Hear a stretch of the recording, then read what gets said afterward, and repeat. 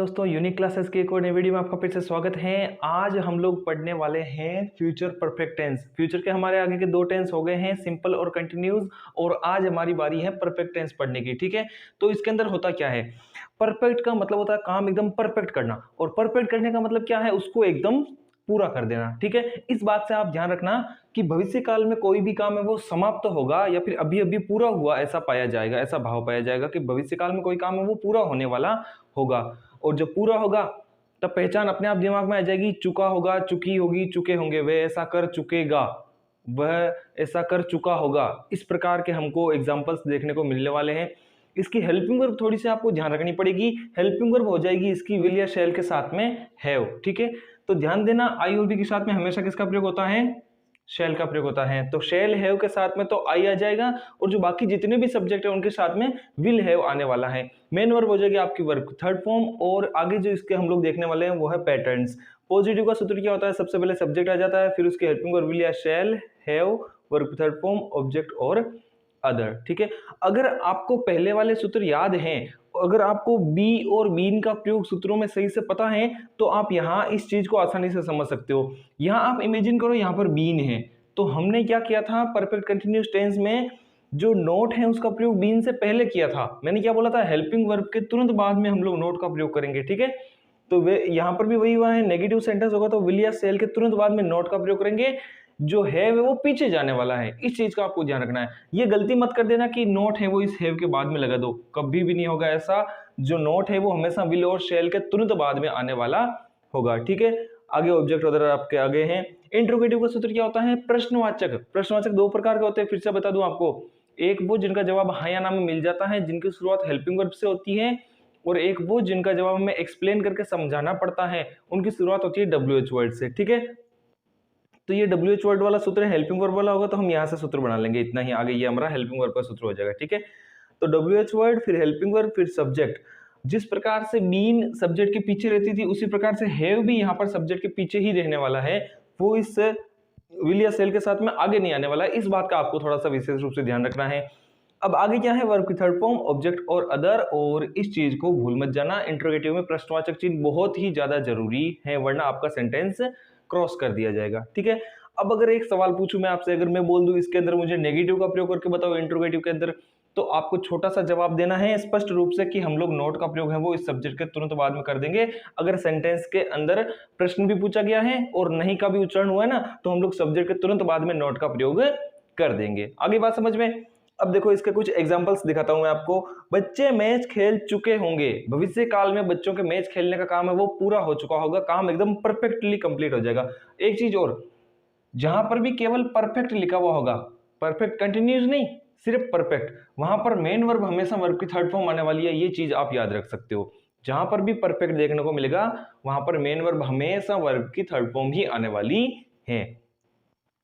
बच्चे मैच खेल चुके होंगे, तो चिल्ड्रन विल हैव, ये हो गया आपकी हेल्पिंग वर्ब, ये मेन वर्ब की थर्ड फॉर्म हो गई, और क्रिकेट आगे आ गया है। सॉरी, मैच है, मैंने क्रिकेट कर दिया है, तो यहां पर क्रिकेट की जगह आप लोग मैच कर लेना। ठीक है, अगला देखो, राम दूध नहीं पी चुका होगा, नेगेटिव है, भविष्य काल में का नेगेटिव का सेंटेंस है परफेक्ट टेंस के अंदर।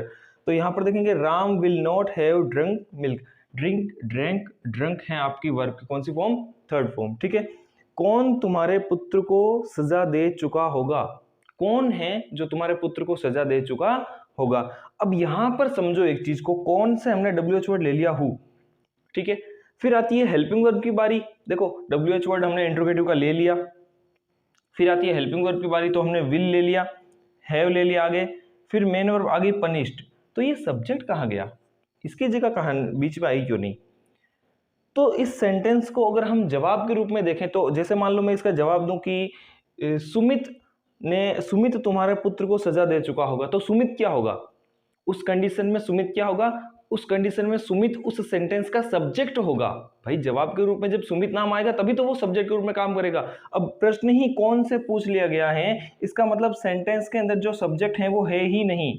इस बात को आप लोग समझे कि नहीं समझे, मतलब जब भी हु से प्रश्न पूछा जाएगा, जब कौन से सवाल पूछा जाएगा, उसका मतलब ही यही है कि सेंटेंस के अंदर सब्जेक्ट मौजूद नहीं है।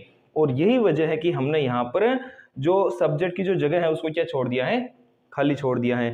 पनिश्ड टू योर सन, अब ये आपके ऑब्जेक्ट की श्रेणी में आ जाएगा। तुम्हारा पुत्र, जो तुम्हारे पुत्र को सजा दे चुका होगा, तो ये ऑब्जेक्ट मान लिया जाएगा। ठीक है, आशा है कि आपको सेंटेंस अच्छे से समझ में आ गए होंगे। अब देखो इसके कीवर्ड्स क्या क्या हैं। दो ही कीवर्ड्स है केवल। या तो आएगा बाई प्लस टाइम। बाई का मतलब क्या होता है? इस समय तक, बाई द नेक्स्ट मंथ, अगले महीने तक ये काम कर चुका होगा, ऐसे इसमें उच्चारण निकलने वाले हैं। ठीक है, तो या तो होगा बाई प्लस कोई टाइम, और या होगा bye the end of time, इस समय के पूरा होने तक ये काम पूरा कर चुका होगा, ऐसे इसमें एग्जांपल आपको देखने को मिलने वाले हैं। तो कीवर्ड्स केवल ये दो ही हैं। अब मैं आपको इसका कुछ एक छोटा सा नियम बताने वाला हूं, उस नियम को ध्यान से पढ़ लेना, और फिर हम करेंगे इसकी एक्सरसाइज, फिर हमारा टेंस हो जाएगा एकदम परफेक्टली कंप्लीट। नियम की ओर ध्यान दीजिए। नियम नंबर पहला कह रहा है कि यदि सेंटेंस व्हेन या बिफोर से जुड़ा हुआ हो, सेंटेंस है वो किससे जुड़ा हुआ होगा? या तो व्हेन या बिफोर से जुड़ा हुआ होगा, और प्रेजेंट सिंपल के साथ में टाइम क्लोज पाया जाएगा, जैसा कि हमारा फ्यूचर सिंपल टेंस में हुआ था, उसी प्रकार से यहाँ पर भी टाइम क्लोज पाया जाएगा प्रेजेंट सिंपल के साथ में। ठीक है, तो उस समय हमें इस रूल का प्रयोग करना है। एग्जाम्पल से हम लोग समझेंगे कि जब सेंटेंस व्हेन से जुड़ा हुआ हो, ये व्हेन आया हुआ है, और आगे सेंटेंस प्रेजेंट सिंपल का मिल जाए, जैसे यहाँ पर देखो व्हेन यू कम हियर, जब तुम यहाँ आते हो, he will have gone to office, वह ऑफिस जा चुका होगा, मतलब उसके ऑफिस पहुंचने का काम पूरा हो जाएगा। तो यहाँ पर ये सेंटेंस है फ्यूचर परफेक्ट के अंदर। तो आप लोग ध्यान दो, इस सेंटेंस का पूरे का अर्थ क्या निकलेगा? जब तुम यहाँ आओगे, व्हेन यू कम हियर, जब तुम यहाँ आओगे, he will have gone to office, वह ऑफिस जा चुका होगा, ये इसका पूरा भावार्थ निकलने वाला है। तो आपको ये रूल ध्यान रखना है, या तो व्हेन या इसकी जगह पर पाया जाएगा क्या? बिफोर। व्हेन या बिफोर से सेंटेंस जुड़ने वाला होगा, और एक सेंटेंस होगा प्रेजेंट सिंपल का, और दूसरा सेंटेंस होगा फ्यूचर परफेक्ट का।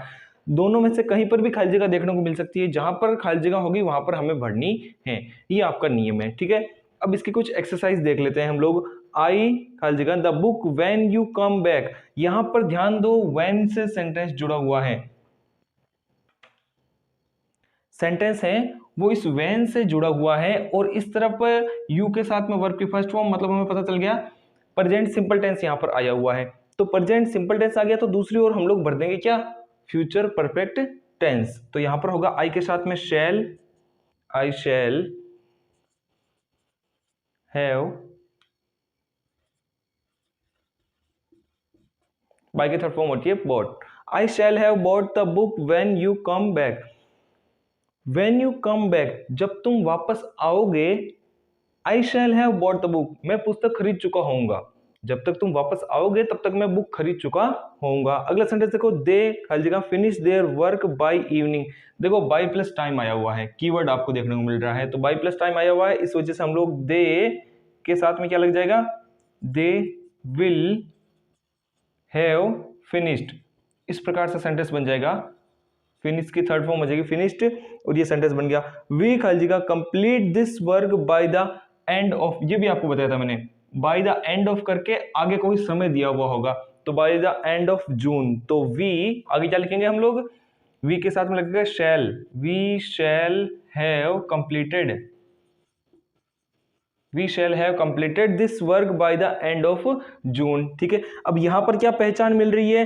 हिज लेसन बिफोर यू कम, फिर से प्रेजेंट सिंपल टेंस देखने को मिल रहा है। ठीक है, बिफोर आया हुआ है, और इस तरफ क्या आया हुआ है? हिज लेसन ही, तो ही के साथ में हम लोग लगा देंगे will, he will have learn, इसकी थर्ड फॉर्म हो जाएगी LEARNT, ये होगी इसकी थर्ड फॉर्म। ठीक है, he will have learn his lesson before you come. अगला sentence, I shall have not done, यहां पर ध्यान देंगे बिफोर द टीचर, इस सेंटेंस को देखो, बिफोर से इधर वाले सेंटेंस को, क्या लगता है कौन से टेंस का सेंटेंस है? तो ये सेंटेंस हमें पता चल गया, shall not have done, verb की थर्ड फॉर्म प्रयोग हुई है, तो इससे ये पता चला कि ये सेंटेंस तो है फ्यूचर परफेक्ट टेंस का। दूसरी ओर यहाँ पर हमें ये देखने को मिल गया बिफोर से जुड़ा हुआ है। तो तीसरी बात क्या बची? जगह किसकी बची है? अब यहाँ पर बची है प्रेजेंट सिंपल टेंस आने वाला है, तो यहाँ पर हम लोग लिख देंगे द टीचर कम्स। टीचर एक है ना, पॉजिटिव सेंटेंस है, तो ऐसे एस का प्रयोग होगा, तो हमने एस का प्रयोग कर दिया है।